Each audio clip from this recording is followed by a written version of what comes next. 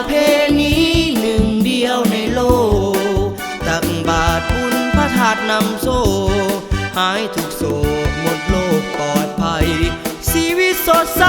สุขใจกันทั้งปีขอเชิญมาเที่ยวงานสืบทอดตำนานเล่าขานนานมาพระธาตุหลวงยิ่งใหญ่ล้ำค่าบูรณะมาได้หลายร้อยปีทุกปีที่จัดงานมีเทศกาลงานค้าดีๆขบวนแห่ตามประเพณีคืนนี้มีแสงสีมาแสดงถึงวันจัดงานเทศกาลงานบุญยิ่งใหญ่บ่าวสาวผู้เฒ่าห่วมใจบ่าวสาวผู้เฒ่าห่วมใจเด็กน้อยใหญ่สวนไปงานบุญจะอยู่ไกลๆสวนไปงานบุญ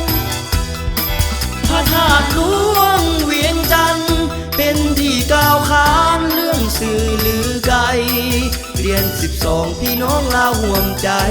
จะอยู่ไกลๆพร้อมใจมาทุกปี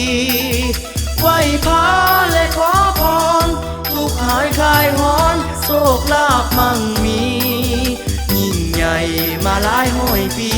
เป็นประเพณี1 ปีมีครั้งเดียว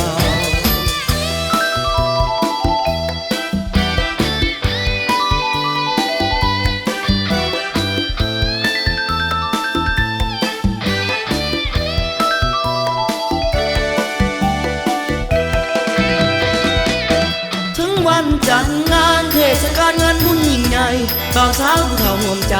บ่าวสาวผู้เฒ่าห่วมใจเด็กน้อยใหญ่สวนไปงานบุญแต่อยู่ไกลๆสวนไปงานบุญขอเชิญมาเที่ยวงานสืบทอดตำนานเล่าขานนานมาพระธาตุหลวงยิ่งใหญ่ล้ำค่าบูรณะมาได้หลา